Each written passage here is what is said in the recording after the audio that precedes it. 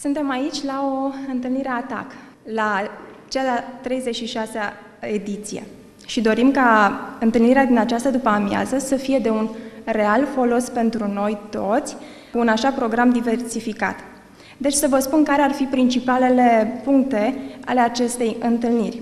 Vom începe cu un moment muzical, imediat după cuvântul de bun venit, urmat de acum tradiționalul concurs biblic, de data aceasta din Cartea Efeseni. Apoi, invitatul special ne va împărtăși din experiența dumnealui de business și de viață. E un moment destul de inedit. În viața mea n-am mai fost într-o astfel de conjunctură. Mai ales că o să trebuiască să vă povestesc cum am ajuns în conjunctura asta. Acum câteva săptămâni, un prieten apropiat din București m-a sunat că nu are timp să ajungă, i-a apărut ceva nepregătit.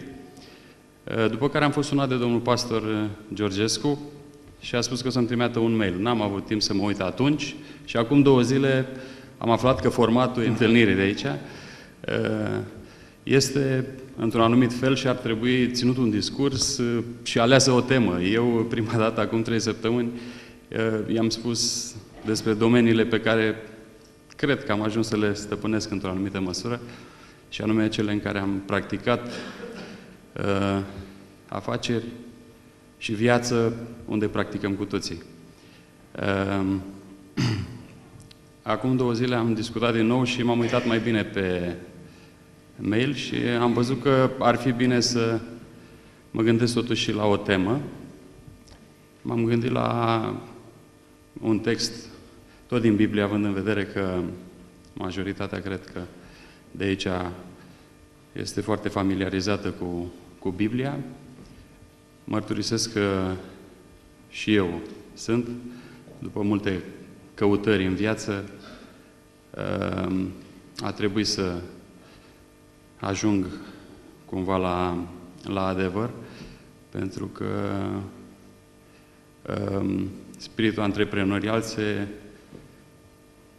bazează pe un lucru care, până la urmă, în termeni corporativi se numește viziune. Și în termeni biblici se numește credință. Deci, în momentul când vezi ceva și te apuci să ajungi să-ți atingi acel obiectiv, va trebui să o faci într-un anumit fel. Ori drumul până la destinație, care destinație de fapt nu e decât un alt început, trebuie făcut în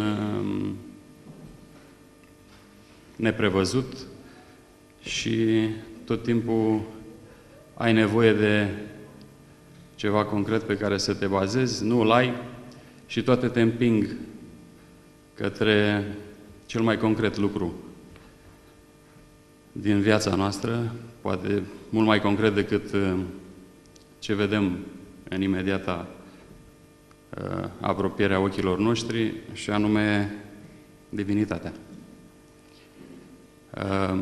M-am gândit la o temă care ar putea fi, și să încep așa cu concluzia,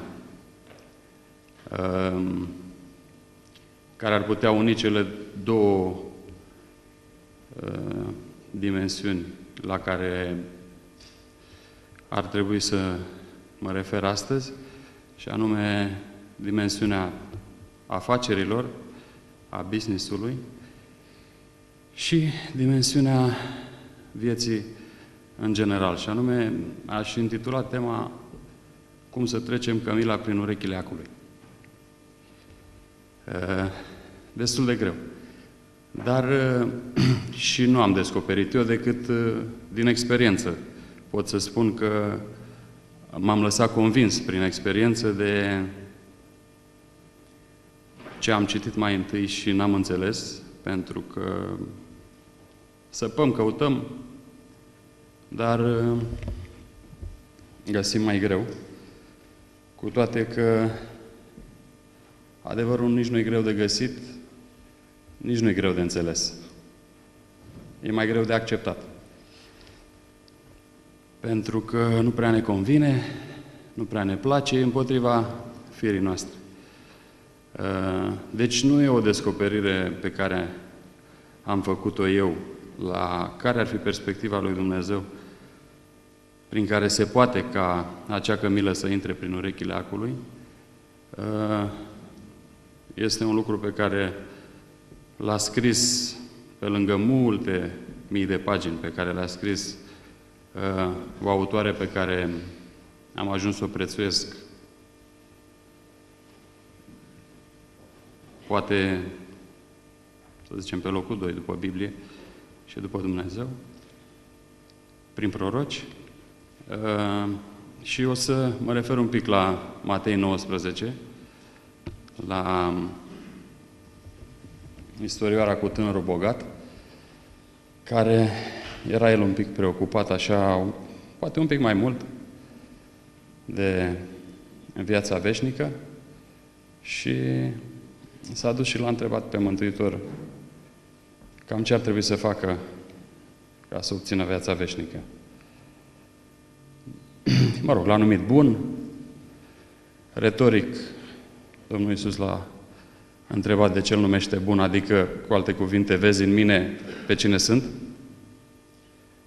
El n-a prea răspuns la chestia asta, nu știu dacă înțelegea sau nu înțelegea cine e, dar cert e că era preocupat. I-a răspuns Domnul cam la ce ar trebui să se gândească, tot ce se afla pe tabla a doua a legii, respectiv relația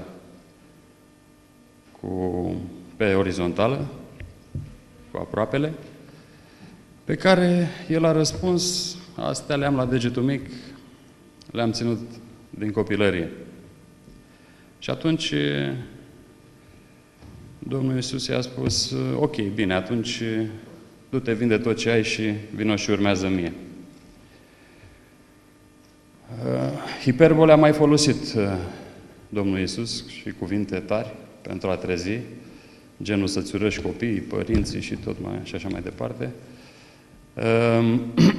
Și se pare că l-a șocat și pe tânărul bogat, care nu a mai știut ce să zică și a întors spatele și a plecat întristat pentru că avea multe bogății.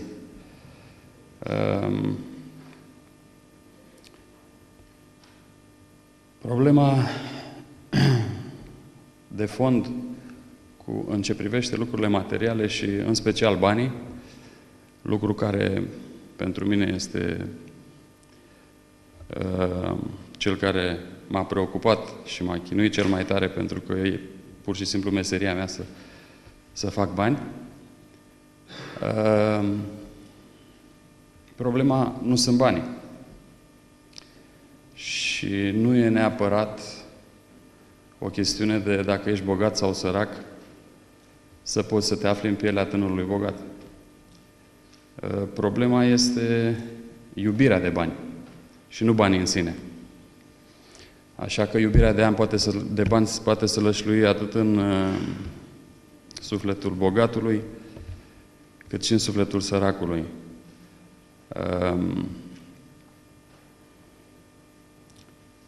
În continuare, ucenicii au rămas un pic, nu înțelegeau ce se întâmplă și Domnul Iisus le-a spus, cu adevărat vă spun că bogatului va fi aproape imposibil să intre în împărăția cerului. Mai degrabă va intra cămila prin urechile acului. Într-adevăr, bogatului vine mai greu, pentru că tentațiile și presiunea asupra lui sunt mai mari. Și de aceea Domnul Iisus s-a adresat mai mult oamenilor dintr-o pătură socială care ar fi putut avea disponibilitatea către el mai mare, pentru că nu aveau atât de mari presiunile la ce au de pierdut. Una e să nu ai ceva și să renunți la el, și alta e să ajungi să-l deții și să renunți la el. Aici, într-adevăr, e o problemă pentru cei înstăriți.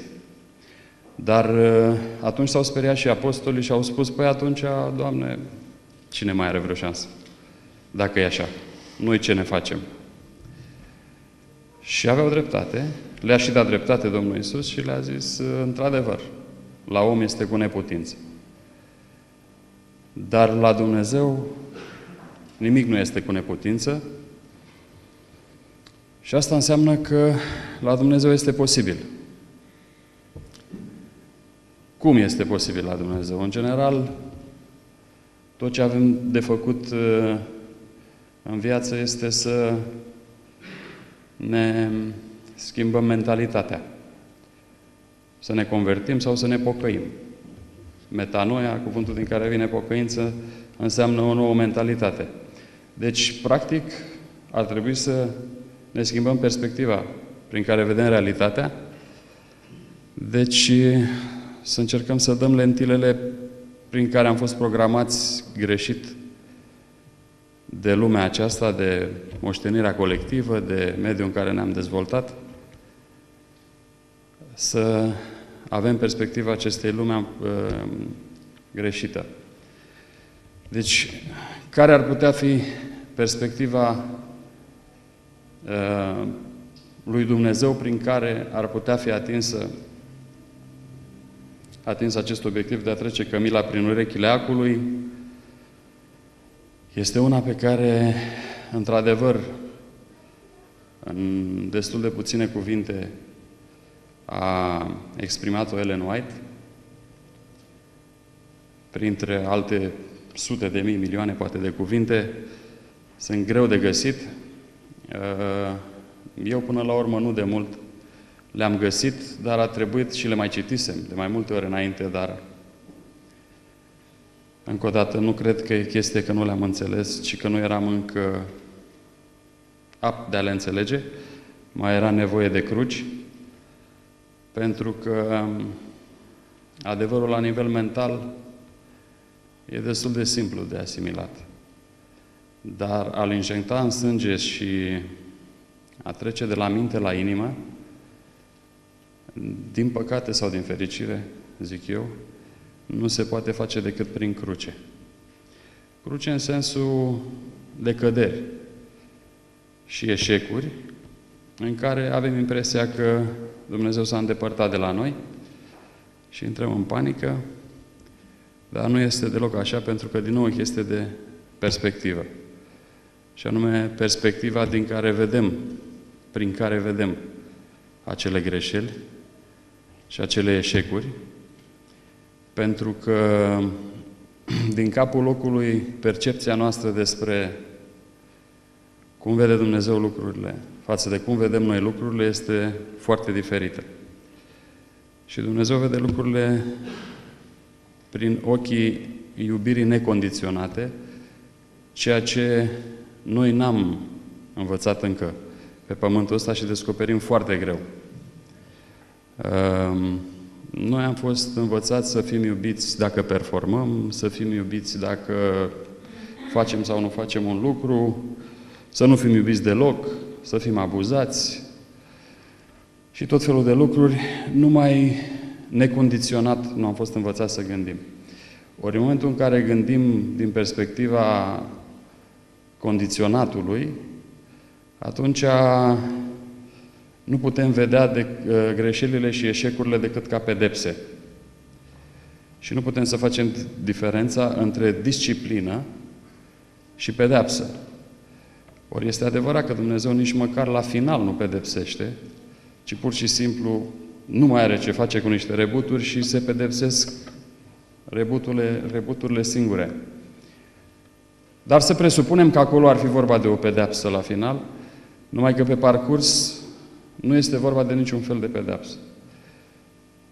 Așa cum i-a spus lui Pavel, puterea sa se vede numai în slăbiciune, ori locul în care te poate întâlni este numai acolo unde orgoliul nu mai există.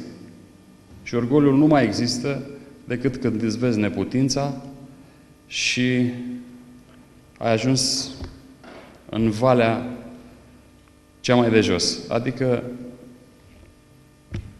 atunci când greșești sau când ai eșecuri. Spuneam și vorbeam despre eșecuri, ca să închid paranteza și să revin la Ellen White. Cred că mai erau multe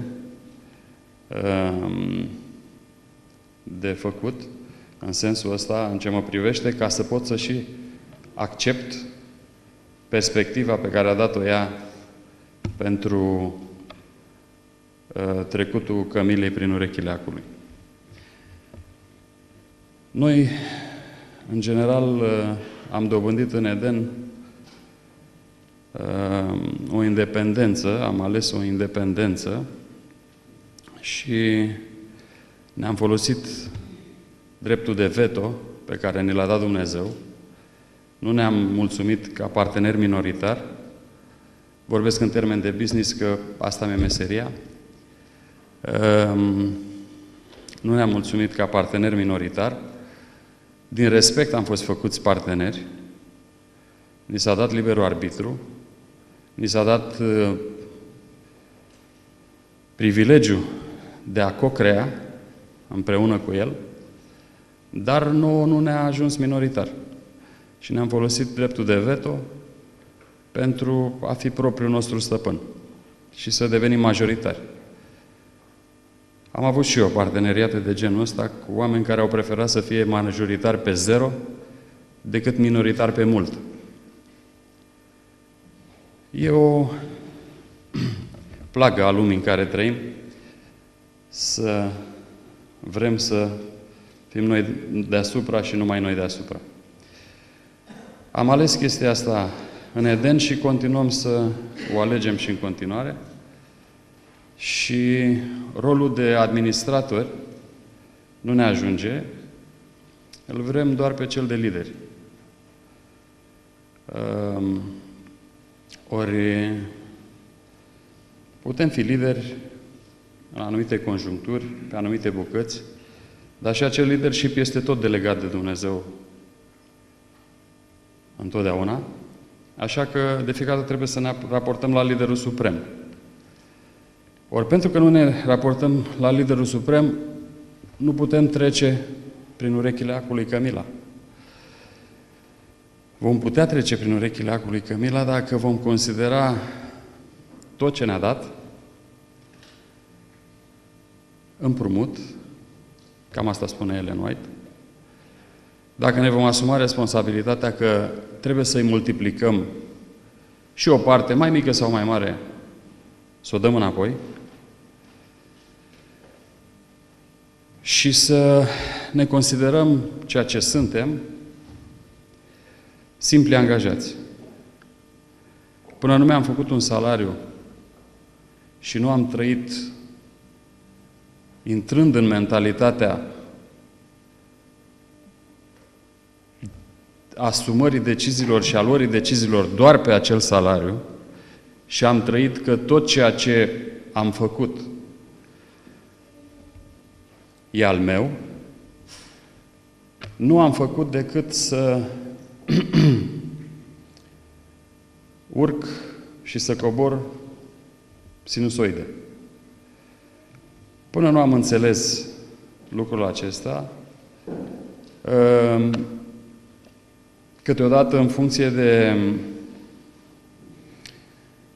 grosimea burdufului de câine în care stă brânza, știți că se zice că brânza bună, că suntem brânză bună în burduf de câine, așa suntem toți, și burduful de câine are diferite grosimi.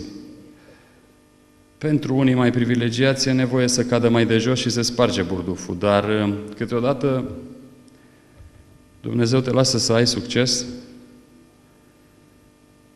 îți dă, chiar dacă nu prea știi și nu ești pe calea care trebuie, dar pentru că n-ai fost pe calea care trebuie și n-ai fost împreună cu El și n-ai clădit pe El, ai clădit pe nisip și nu te lasă decât ca să cazi de la un etaj mai înalt, poate se crapă burduful de câine și iese brânza bună la iveală. Acesta a fost și cazul meu, de multe ori mi s-a întâmplat și pentru a putea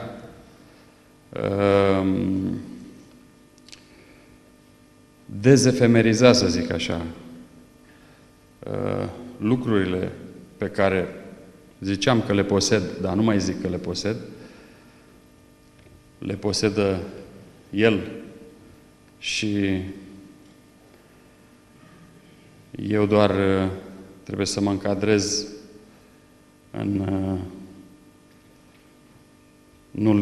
în ceea ce se zice să nu se lege gura boului care treieră și atât. Până atunci și de-abia după aceea încep să îți rămână și să rămână lucrurile pe care le obții. Altfel, o să alergi tot timpul după câte ceva, numai ca să-l pierzi și ca să o iei de la început. Deci, perspectiva lui Dumnezeu, ca să intre cămila prin urechile acului, este să consider că totul este împrumutat, că trebuie să te raportezi la ceea ce ai, ca și cum ai luat de la bancă și trebuie să-i dai înapoi cu dobândă. Dumnezeu nu cere garanții cum cere banca. Pentru că are mijloace să se asigure. Nouă ni se pare că putem să fugim cu ce am obținut, dar ne furăm căciula pe perioade scurte. Așa că numai dacă vom putea să gândim în limitele a ceea ce înseamnă să nu-ți legi gura care treieră, să nu legi boului gura care treieră, și anume nevoile necesare, și restul să le tratăm ca și cum nu sunt ale noastre, dar suntem extrem de responsabili pe ele, numai atunci o să poată să treacă cămila prin urechile acului. Am încercat așa să fac o introducere, să zic că avem și o temă și am ținut și un discurs. Sper să mă fi făcut înțeles. Sunt destul de profunde lucrurile de care am vorbit. Dumneavoastră sunteți la începutul vieții și până nu veți trece până ce aveți de trecut, o să fie mai greu, poate cei mai în vârstă mă înțeleg mai bine. Cum vă spuneam, n-am mai ținut prelegeri și mai ales la studenți, așa că o să încerc să intru în nivelul dumneavoastră prin întrebările concrete care vă preocupă, poate pe tema asta de care am vorbit, sau pe alte teme care țin de același subiect, să zicem așa, pentru că eu cred că ăsta pe care l-am abordat putea să acopere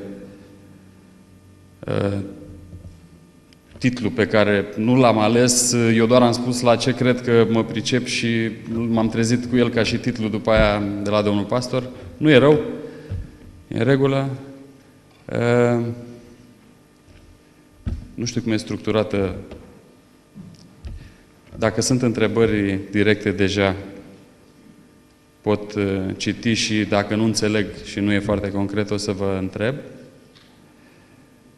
Și dacă ce am spus până acum naște întrebări spontane, cred că ar fi cel mai indicat, pentru că, până la urmă, Dumnezeu, mai mult decât o persoană, e o prezență și eternitatea nu este un timp infinit, ci un etern prezent, așa că tot ce e spontan înseamnă că e și El cu noi.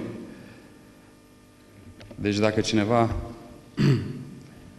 are de pus întrebări vis-a-vis de ce am spus sau nu s-a înțeles destul de clar, o să vă rog să mă iertați că nu sunt obișnuit să țin discursuri,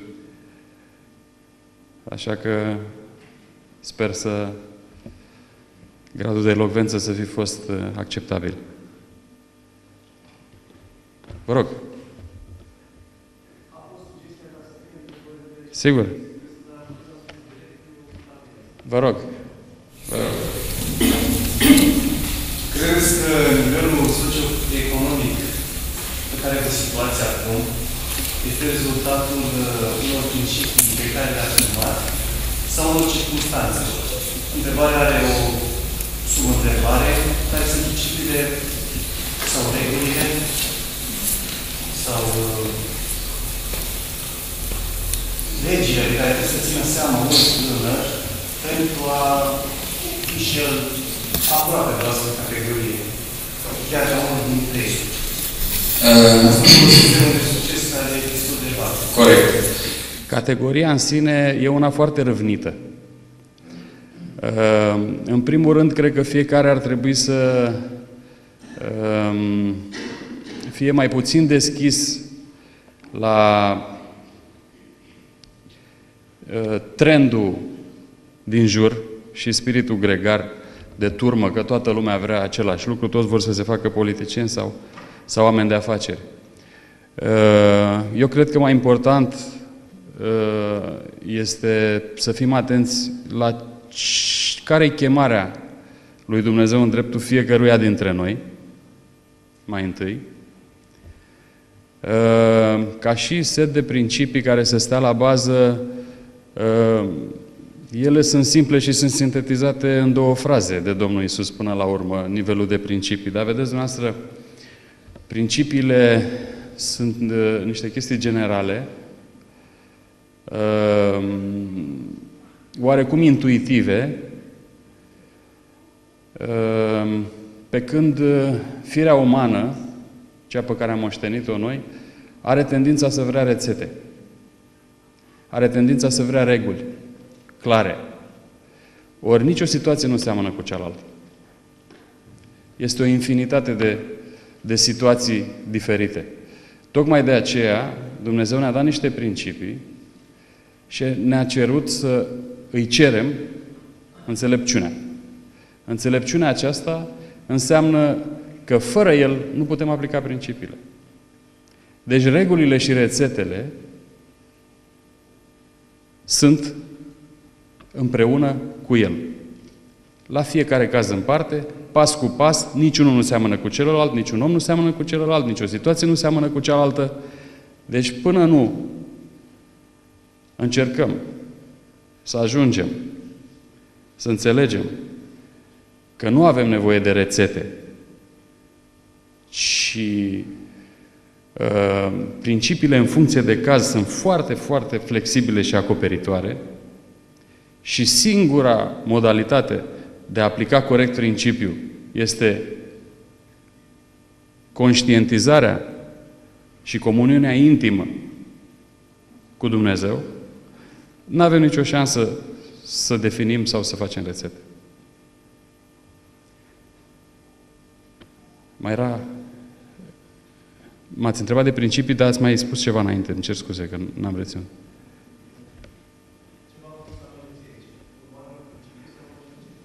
Ce m-a făcut să ajung aici? În general, Dumnezeu ne lasă să ne fie și foame, să alergăm după a ne satisface foamea, pe parcurs însă are grijă să ne arate cam cum stau lucrurile. Deci chiar dacă ne lasă să alergăm după obiective, să zicem, care astăzi mi s-ar părea nelegitime, pe parcurs, dacă ești dispus să faci reforma, trebuie să ai grijă ce îți dorești, pentru că poți realiza orice. Dar pe agenda lui Dumnezeu, în primul rând, este reforma interioară, iar restul sunt pe deasupra. Plăcere.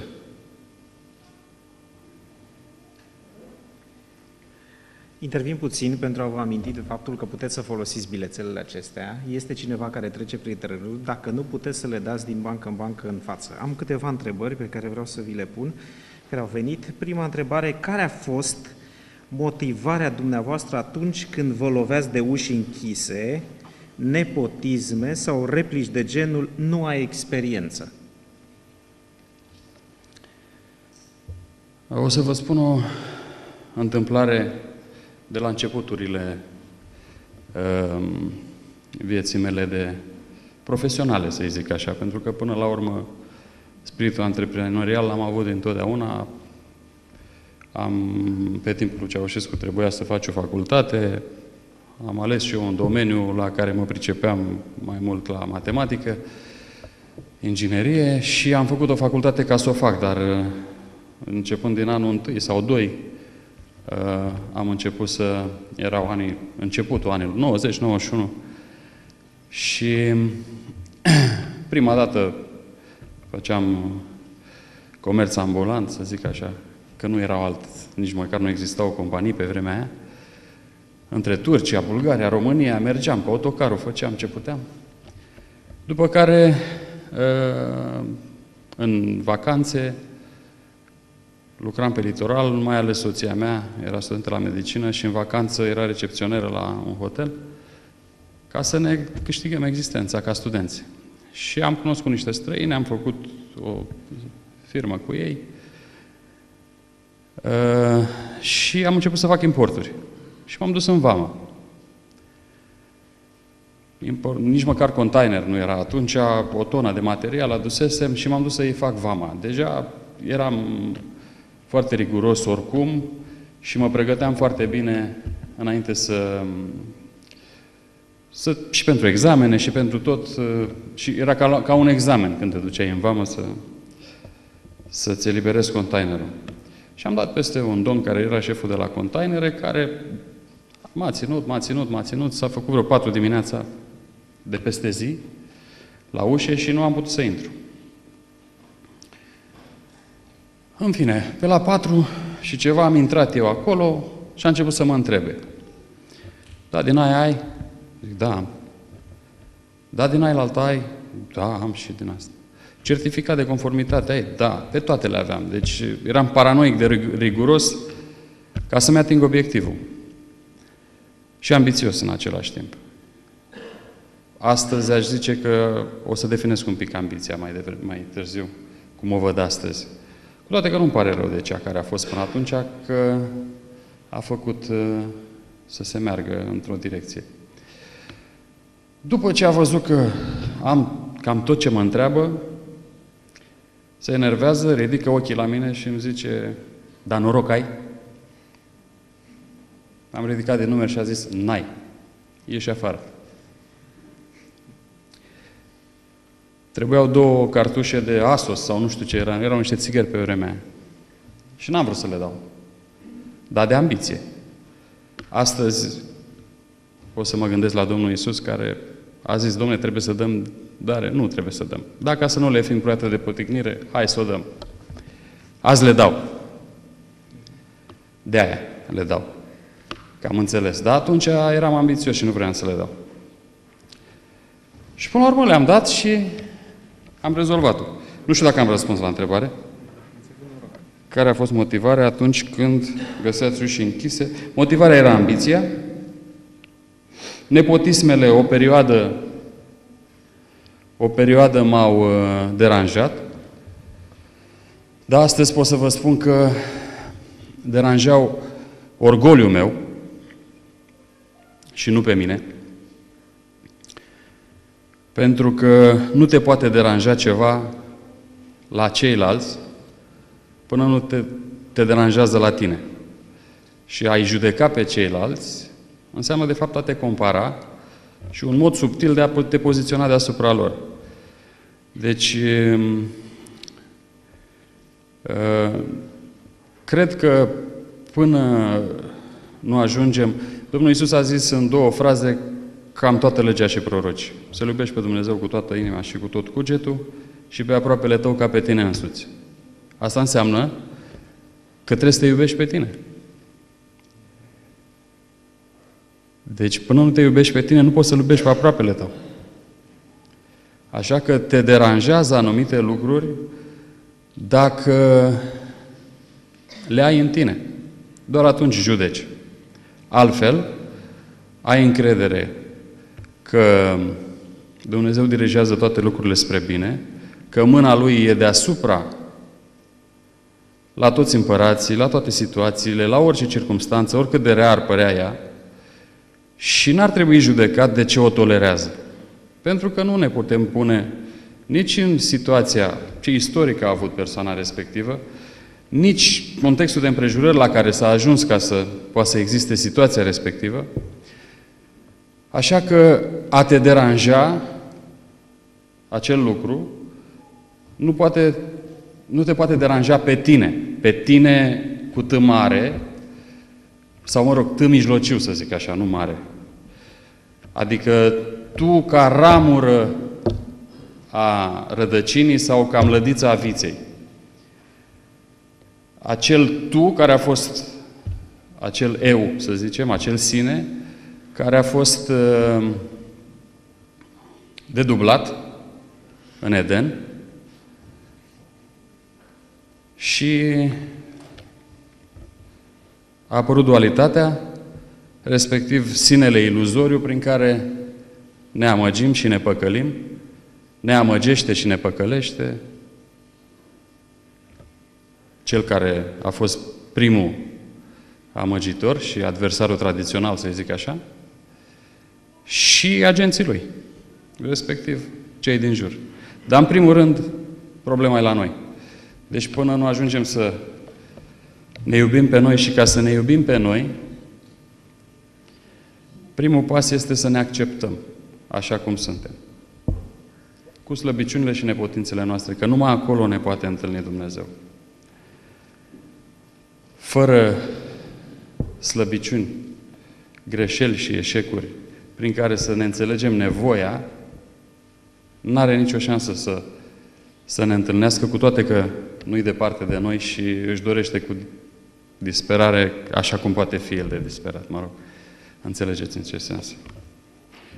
Deci am încheiat și cu ambiția.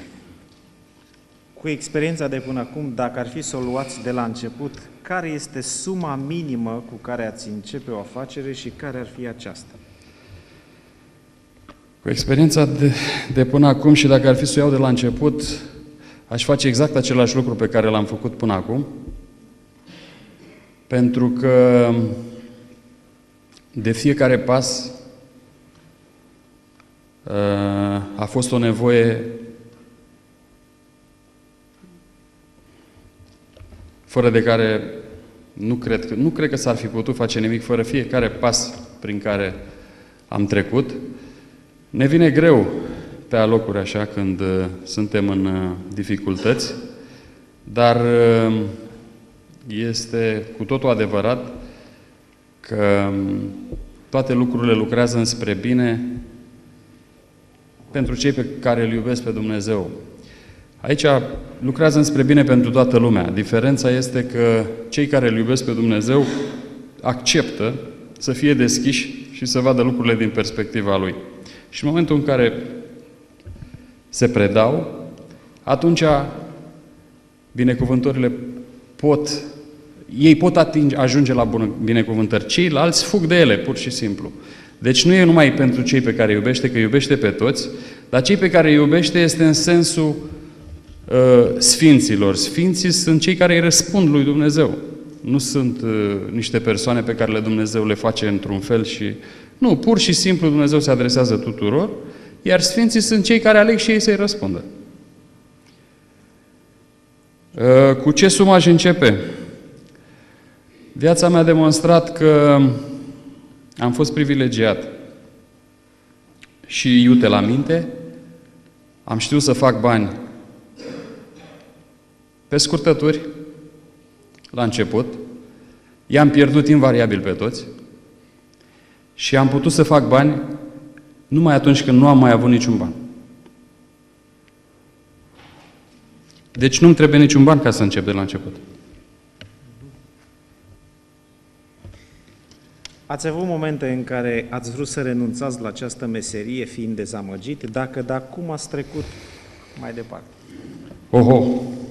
O grămadă de momente, pentru că consideram că valoarea îmi vine din ce realizez.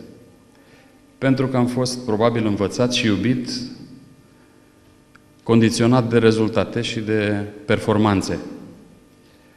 Ori am învățat să văd că Dumnezeu nu vede lucrurile așa deloc.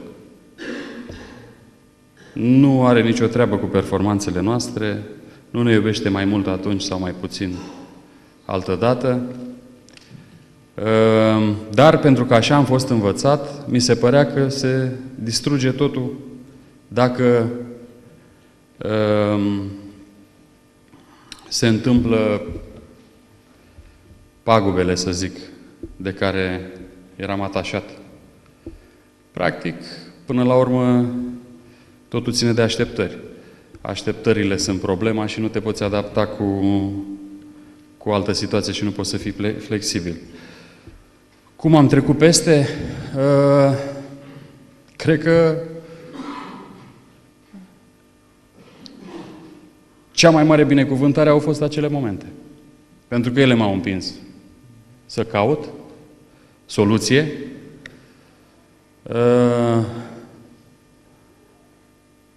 Gândul călugăriei nu l-am avut, dar pastor am vrut să mă fac, de mai multe ori, în momente de genul ăsta. Numai că nu era să fie așa, erau numai perspective iluzorii ale cuiva care este în depresie. Dar depresia este o mândrie care se manifestă prin victimizare. Când nu poți să-ți satisfaci orgoliul și să fii mândru în realizări, începi și te victimizezi și tot mândrie se numește în final. Iar victimizarea se face în general în depresie.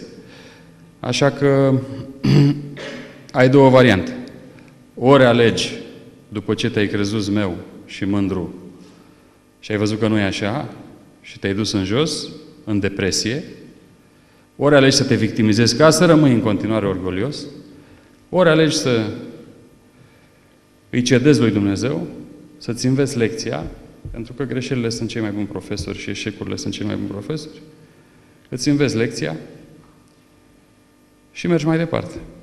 Dacă nu poți să ți-o înveți și trebuie să mai treci prin ea, măcar să accepți că de aia ai nevoie. Și atunci cam ăsta e secretul succesului. Ce părere aveți de textul din Eclesiastul 9:11, în care zice: nu cei înțelepți câștigă pâinea, nu cei pricepuți bogăția, ci toate atârnă de vreme și împrejurări? Tocmai am spus mai devreme că n-aș face nimic altfel din ce am făcut până acum. Deci, scena este așezată de Dumnezeu, planurile pentru fiecare sunt așezate de El, noi ne încăpățânăm și tragem în altă parte, El nu se încăpățânează, ci doar insistă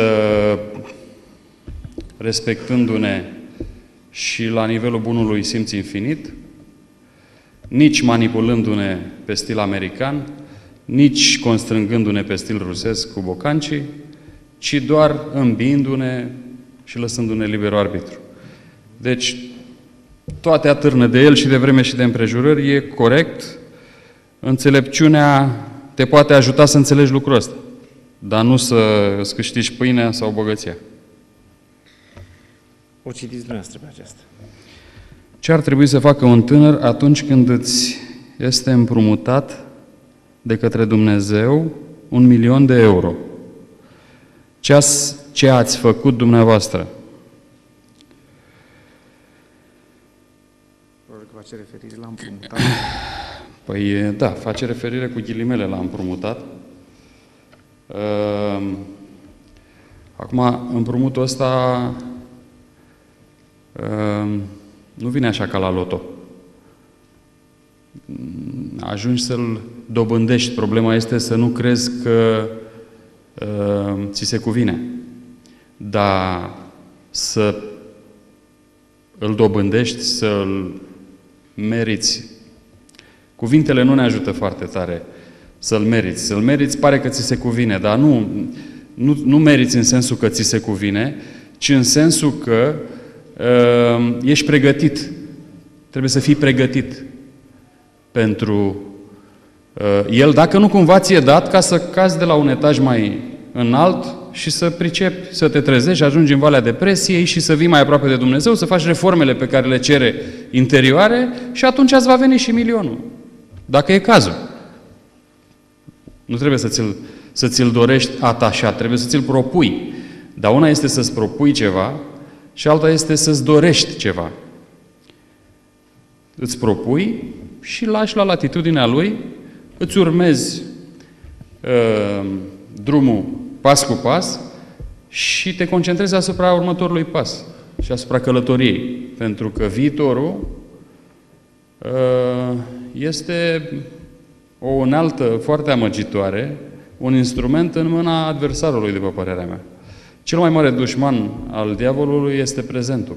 Pentru că pe Dumnezeu nu-L găsești decât în prezent. Așa că milionul ăla, după ce ai ajuns să îl dobândești, meritat între ghilimele, cum am spus, o să știi, la momentul respectiv, o să spună ce să faci cu el.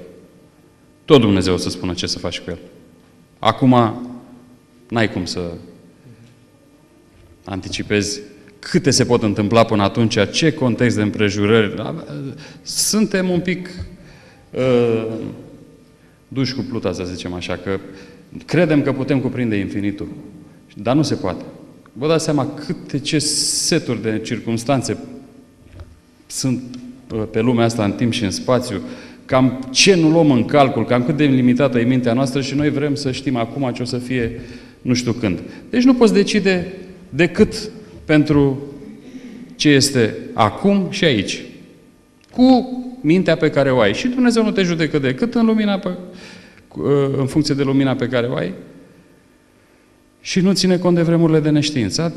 Deci, a răscumpăra timpul înseamnă a folosi clipa la maxim.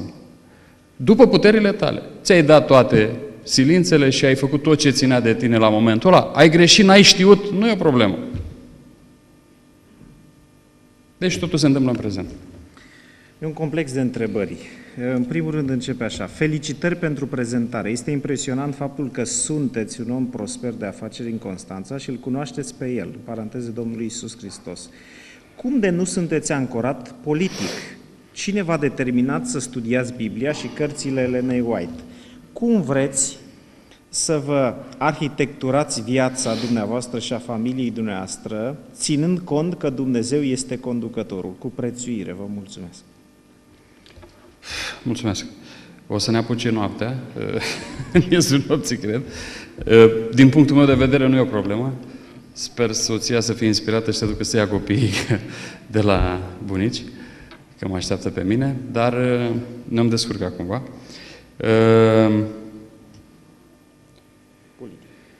Politic. Nu pot să spun că nu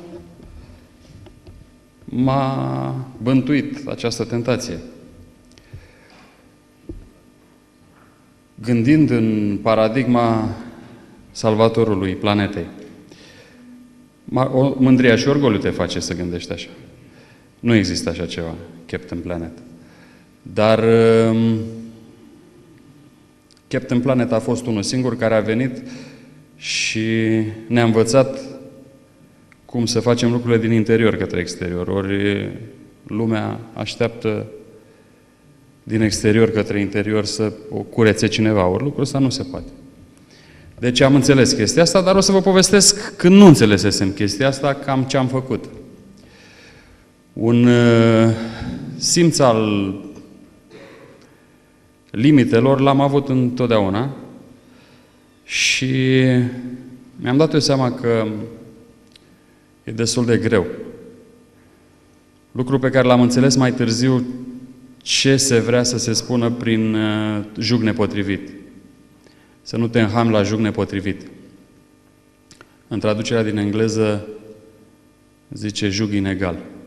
E mai corectă traducerea asta cu jug inegal.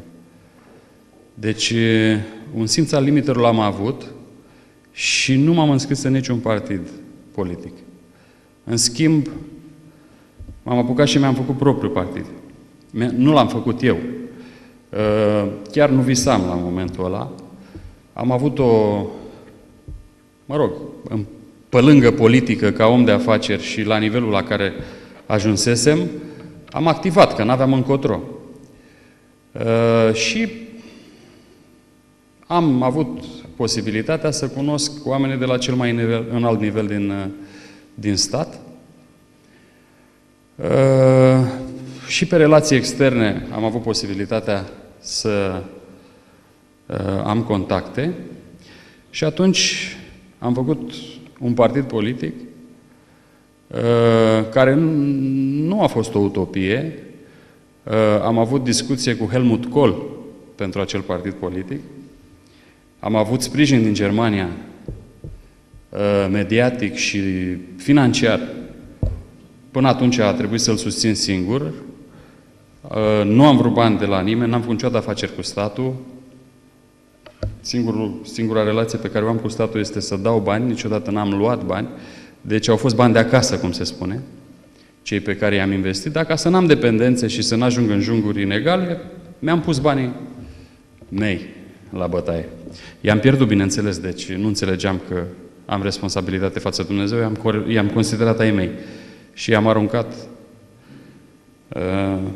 pe geam. Și multe zerouri în euro.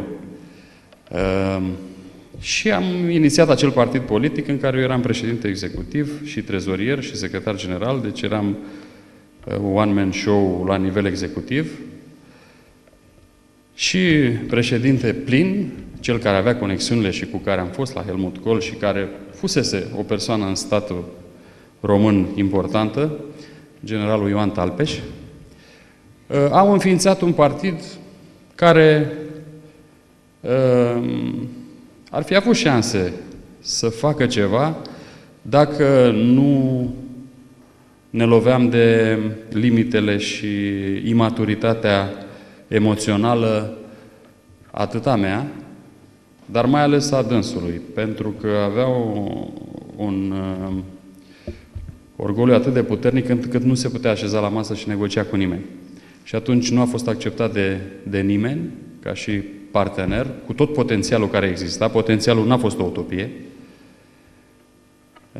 și putea ieși ceva interesant, dar pentru mine a fost un eșec. Dumnezeu a așezat lucrurile de așa natură încât era imposibil el, la vârsta lui, să mai priceapă ceva din tot ce spun eu. Eu mi-am priceput lecțiile și mi-am făcut reformele, ne-am despărțit și am uitat politica din momentul ăla. Mi-a ajuns și am înțeles atunci că e jug inegal. Cam asta e cu politica. Deci am încercat-o și pe asta. Cine v-a determinat să studiați Biblia și cărțile? Nu m-a determinat nimeni să studiez Biblia și cărțile. După cum vă spuneam, între ghilimele o să-i zic defectul profesional sau handicapul care m-a dus iarăși între ghilimele către acolo. Deci binecuvântarea pe care am avut-o a fost să văd lucrurile foarte departe întotdeauna. Să am o perspectivă și o viziune și o acoperire, o vizibilitate de lungă distanță, să zic așa. Și atunci, pentru a ajunge acolo, este foarte greu să poți ține lucrurile singur în mână și treci prin tot felul de incertitudini, de situații, de nesiguranță. Deci a trebuit viziunea să o înțeleg ca și credință. Pentru că în Evrei 11, credința este lucru prin care noi vedem lucrurile care nu se văd. Deci, oarecum, a trebuit să ajung la credință. Nu sunt un om care mă îmbăt cu apă rece, nu sunt un om ușor de păcălit. Am fost greu de păcălit chiar și de mine însumi în perioadele în care aveam nevoie să îmi justific acțiunile pentru că mă împingea ambiția. Dar întotdeauna cred că ce a fost cel mai important am respectat. și anume convingerile. Trebuia să mă autoconving de ceva neapărat ca să pot să fac un lucru, cu toate că nu era în regulă. Deci, cu alte cuvinte, am făcut din încredințare cam tot ce am făcut. Și Pavel spune undeva că tot ce nu vine din încredințare e păcat. O întrebare simplă. Nu știu dacă am răspuns la întrebare. Da, Ce? Cum am ajuns? Da. Păi am ajuns că am fost nevoit. Din depresiile și depresiunile prin care am trecut, trebuia să-mi găsesc o formulă să ies. E adevărat că drive-ul inițial a fost succesul, dar pe parcurs am învățat să fac diferența între victorie și succes. Victoria este agenda lui Dumnezeu și reforma pe care trebuie să o faci interioară și succesul e consecvent. E ce-ți vine pe deasupra. Driverul inițial a fost succesul, dar pe parcurs am învățat să obțin mai întâi victoriile, indiferent dacă succesul la mai vine sau nu. Și invariabil a venit însutit. Mai este ultima întrebare. Cum vreți să vă arhitecturați viața dumneavoastră și a familiei dumneavoastră trăind cu Domnul Conducătorul? În mare măsură o am arhitecturată deja. Pot să vă spun cum e arhitecturată. Bineînțeles că totul e perfectibil. Bineînțeles că restaurarea e greu de făcut. Pe pământul ăsta tot ce putem face e undeva pe scara lui Iacov, să zic așa. Să ne aflăm undeva. Dumnezeu ține cont nu de unde te afli pe scară. Indiferent unde te afli pe scară, se uite dacă ții direcția corectă și trendul ascendent. Dar trendul ascendent de ansamblu, nu punctual. Punctual poți cădea de câte ori vrei. Cel neprihănit de 7 ori cade și tot de 7 ori se ridică. Dumnezeu nu numără de câte ori cădem, ci de câte ori ne ridicăm. Deci, eu zic că mi-am structurat deja și o să vă recomand niște cărți după care mi-am structurat. Un alt scriitor pe care îl prețuiesc foarte tare este Jim Hohenberger, nu știu dacă ați auzit de el, cel care a scris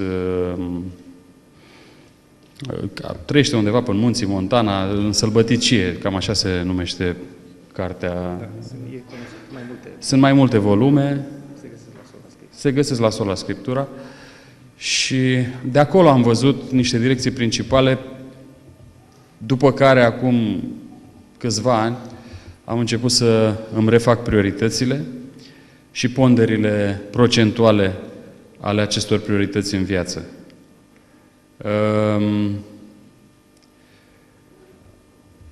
Pe locul numărul 1 e relația cu Dumnezeu. Pe locul numărul 2 e familia. Nu le-am avut deloc așa.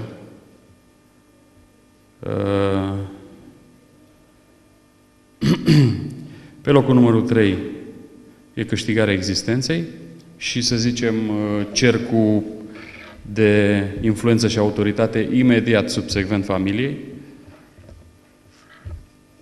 viața profesională și pe locul numărul 4 responsabilitatea socială, îi zic eu, ca să înțeleagă mai mulți oameni, dar în contextul ăsta cred că pot să zic biserica, că mă înțelege toată lumea.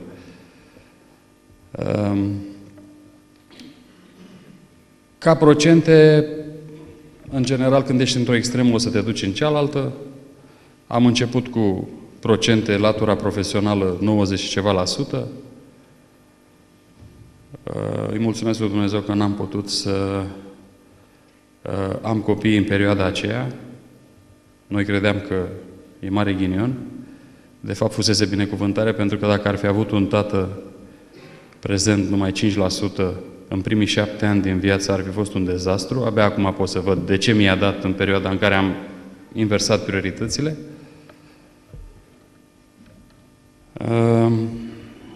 Și acum 7-8 ani am început să, indiferent de consecințe, să pun frâna. Chiar dacă la început ponderea a fost mai mult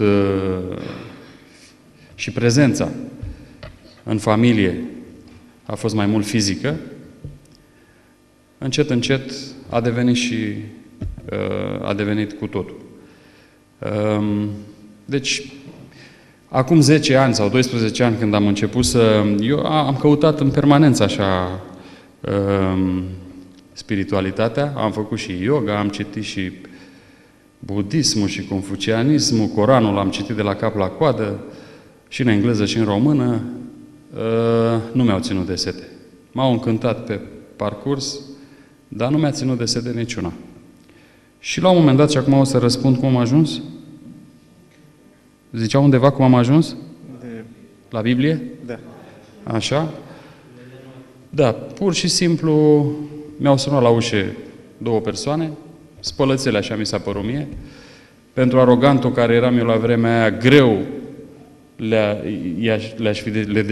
i-aș fi fost deschis față de ei. Am deschis ușa, nu știu ce m-a făcut să fiu drăguț și deschis. I-am ascultat, mi-au dat un pliant cu sola Scriptura, l-am aruncat acolo într-o parte și după o perioadă, nu mai țin minte cât timp, mi-au căzut ochii pe el, am citit, m-a atras, mi s-a părut interesant, am început studiile prin corespondență, am făcut-o ca și a doua facultate, Școala Scriptura, din pasiune. Prima facultate am făcut-o și n-am făcut-o, adică am făcut-o că trebuia făcută și, sincer, mai mult m-am descurcat și mi-am cumpărat examenele decât și îmi pare rău acum pentru asta, nu o luați ca exemplu studenților. Dar cele care le-am luat pe bune, le-am luat cu 10. Deci dacă mă apucam de un lucru, îl făceam, numai că îmi zbura gândul după altele și n-am înțeles să iau pașii în ritmul lor, așa, și al voiei lui Dumnezeu, ci mi-am făcut mai mult voie, așa, la viața mea. Dar m-a corectat pe parcurs și uite, așa am ajuns și de la Sola Scriptura am ajuns în librării, de la librărie am ajuns la Ellen White, de la Ellen White am ajuns în cercuri adventiste și aici și tot așa. Ați răspuns și la această întrebare. Există killeri economici, persoane specializate în a submina economiile unor state? Există un personaj care s-a specializat la domiciliul negativ, când a ales să bage bățul prin gard, să zic așa, în univers. Lucifer se numea. Și a zis el că mai bine să conteste ceva și să genereze suspiciune. Nu și-a asumat fățiș, dar s-a dus și a început să pună întrebări celor care populau cartierul general al Universului, îngerii, și a ales el să le pună întrebări. Dacă Dumnezeu ăsta zice că e dragoste, de ce pune reguli? Și a băgat oarecum, a aruncat o perspectivă de contradicție între dragostea și dreptatea lui Dumnezeu. Dacă se gândea puțin mai profund, dar n-a vrut să se gândească profund, el știa, doar că se juca cu mințile celorlalți.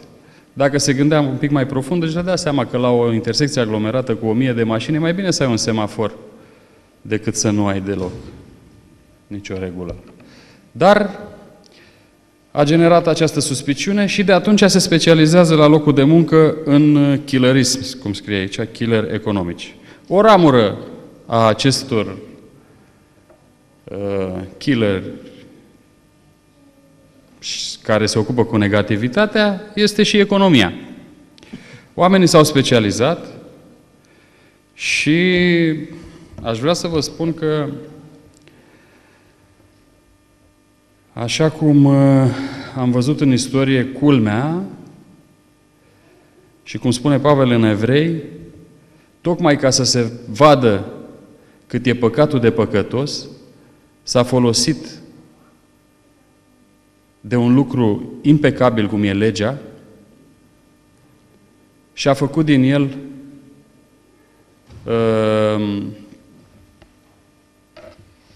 instrumentul prin care își poate atinge păcatul la maxim.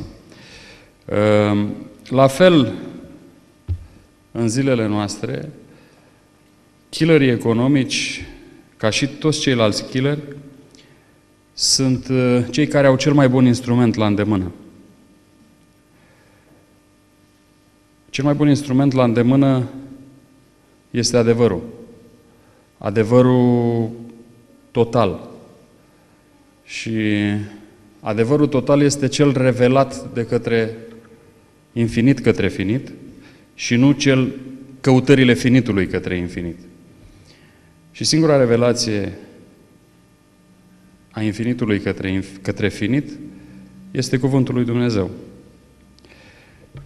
Deci cei care cunosc foarte bine lucrul ăsta sunt cei mai mari specialiști în negativitate. Satana e primul dintre ei. Evreii cam îi urmează și apropo că discutăm de killeri economici, toate crizele financiare și tot ce se întâmplă la momentul ăsta au în spate niște persoane foarte conștiente care și-au redus la minim conștiința morală. Sunt două lucruri diferite. A fi conștient de realitate și a avea sensibilitate morală. Kant spunea că el a observat că inteligența este invers proporțională cu sensibilitatea morală. Pentru că cine e inteligent și conștient și percepe bine realitatea, are tendința să se trufească și să... Complexul de superioritate e apanajul celor care au ceva de spus și care văd mai mult decât alții.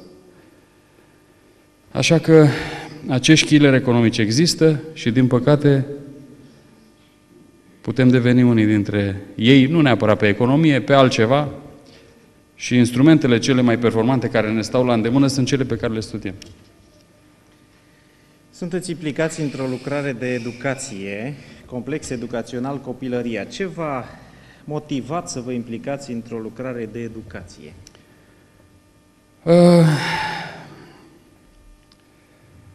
Prima motivație a fost parșivă, să zic așa, dacă stau să mă gândesc la ea acum. Să aibă o ocupație soția mea, sentimentul de vină că trebuie să fac ceva cu banii pe care i-am făcut, și după aceea au fost unele pozitive. În lumea în care trăim, un glob de cristal așa, în care să poți ține copiii până îi trimis la imunizat, în perioada când sunt foarte maleabili și foarte sensibili, nu e rău.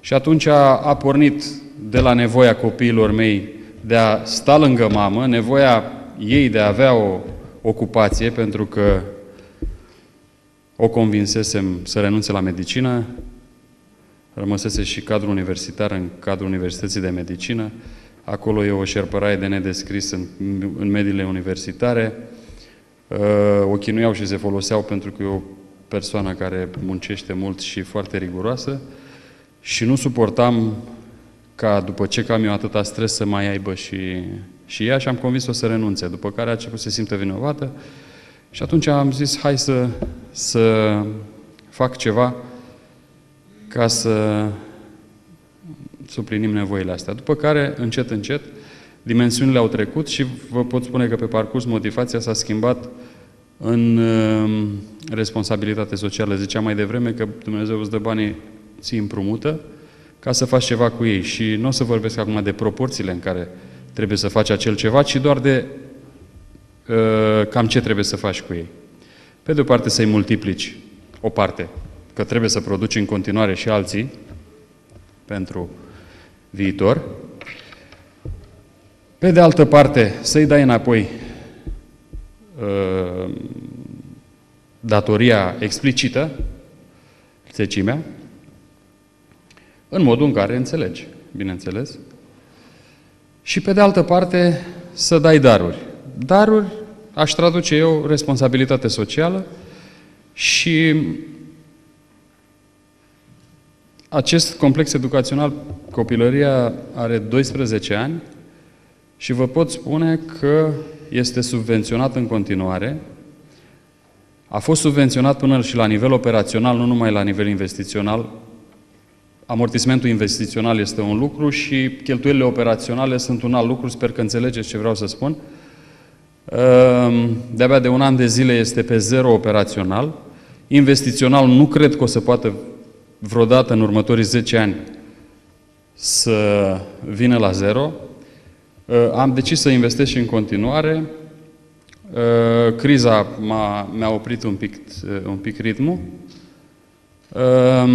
Dar, pe lângă copiii mei, mai sunt încă 200 și ceva de copii, care pentru 200 de euro, poate pentru mulți înseamnă mult.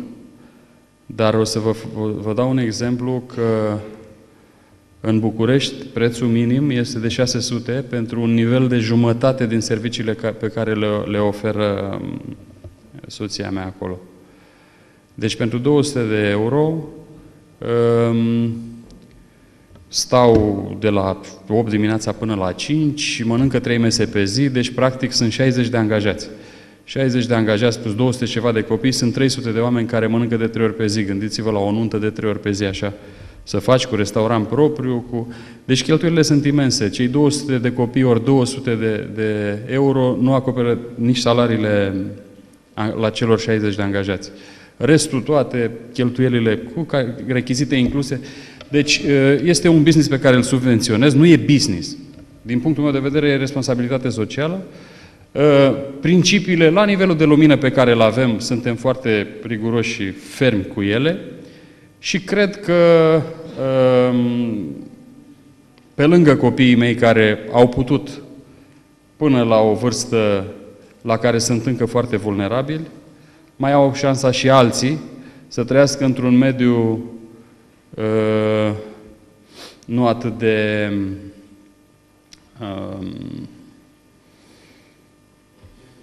rănitor. Nu.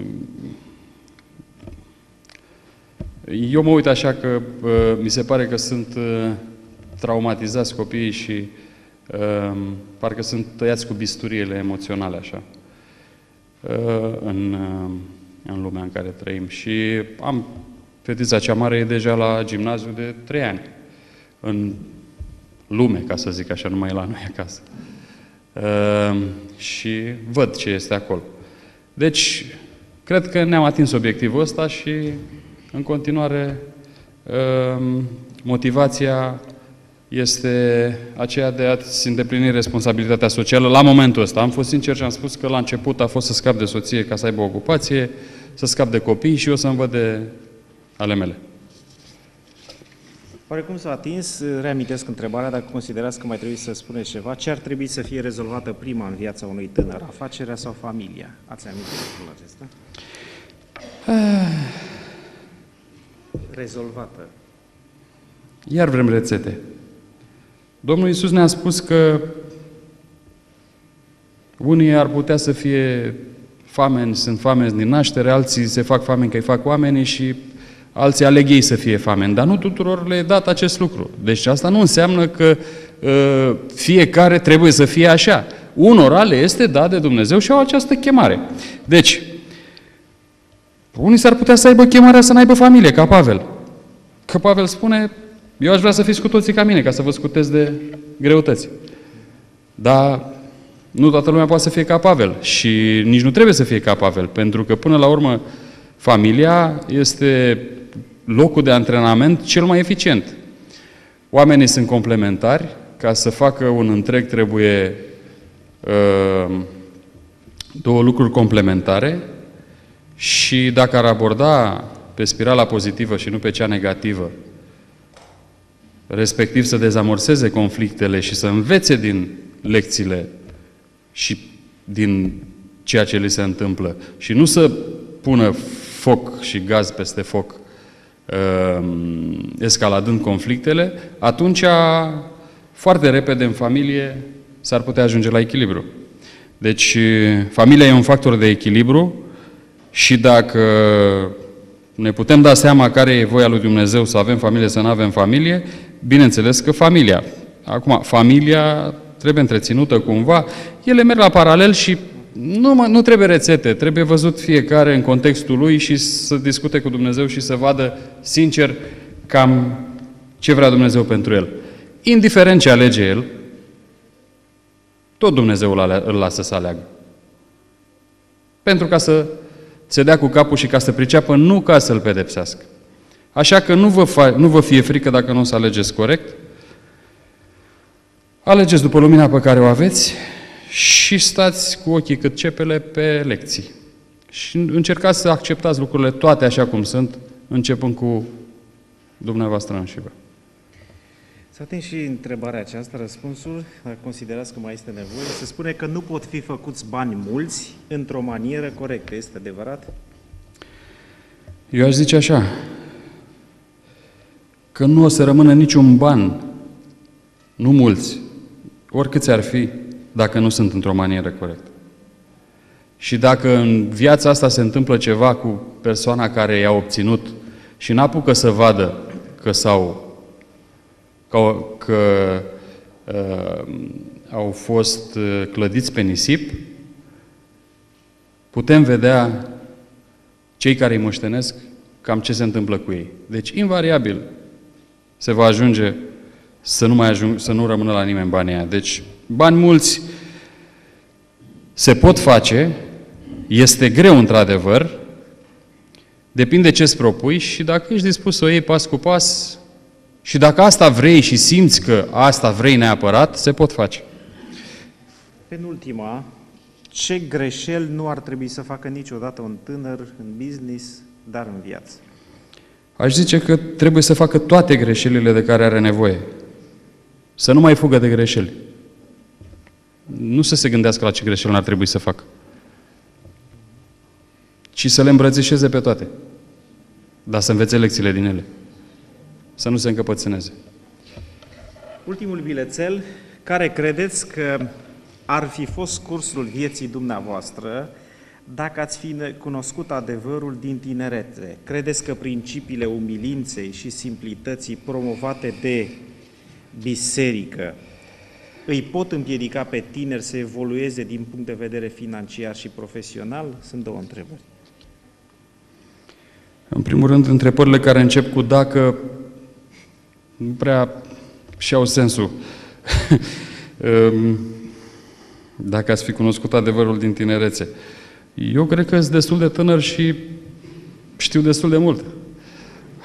Alții ajung la vârste mult mai înaintate și au înțeles mult mai puțin decât am înțeles eu. Și asta nu o spun acum ca să... Doamne, cine mis. Dar ca să răspund la întrebare, dacă eram... N-ai cum să răspund la întrebarea asta, cu dacă.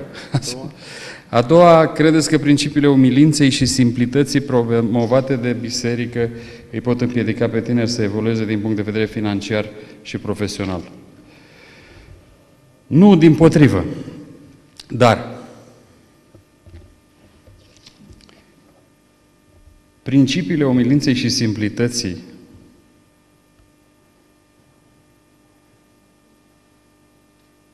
dacă nu sunt însoțite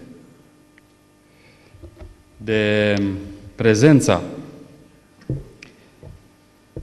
Duhului Sfânt, într-adevăr îi pot împiedica foarte tare pe cei tineri să evolueze, din toate punctele de vedere. Pentru că se vor înțelege greșit principiile. Și atunci se vor duce în extreme și umilința care nu este autentică nu este de fapt decât o manipulare jalnică, o încercare de manipulare jalnică a celorlalți, oricât i-am crede noi că îi putem păcăli pe oameni prin aparențe, universul nu-l putem păcăli. Și avem parte de fiecare dată de ceva care oglindește și transmite un mesaj interiorului nostru și nevoii de reformă interioară. Așa că principiile umilinței și simplității împreună cu Dumnezeu dau piatra, cum se numea, am lapsus, nu, care...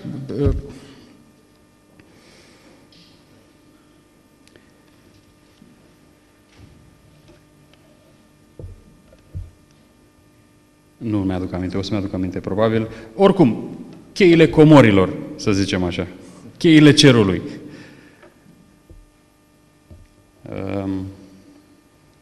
Piatra filozofală, sau cum așa îi spunea. Căutau unii să găsească ceva cu care să le dea lor aur permanent și cam tot ce își doresc. Cam atât. Ultima întrebare. Vă rog. Aceasta a fost ultima întrebare. A fost ultima întrebare, am crezut că mai vreau. Rămâneți puțin aici, din partea Bisericii Adventiste, și pentru prețuirea pe care o purtăm și timpul pe care l-ați lăsat deoparte pentru întâlnirea aceasta și pentru tineri, vrem să vă oferim ceva care să vă aducă aminte în fiecare zi a anului acestuia, poate. Este vorba de o agendă pe care să o folosiți cu drag și să vă aduceți aminte totodată de mai puțin Biserica Adventistă de ziua 7 și mai mult de Dumnezeu. Iar pe de altă parte,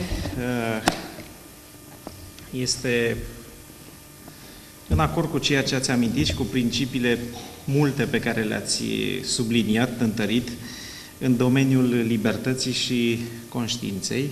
Cu dragă inimă vă oferim și acest jurnal și sperăm că veți găsi la întrebările dumneavoastră nerostite răspunsuri în această carte. Mulțumesc! Dacă aveți un ultim gând pe care vreți să-l transmiteți tinerilor înainte de închidere. Prea mă pricep la discursuri, cum am spus. Ce să zic? Vă doresc o viață victorioasă în primul rând, care sigur va fi urmată de succes. Dacă alegeți să fiți învingători mai întâi și după aia oameni de succes. Mulțumesc!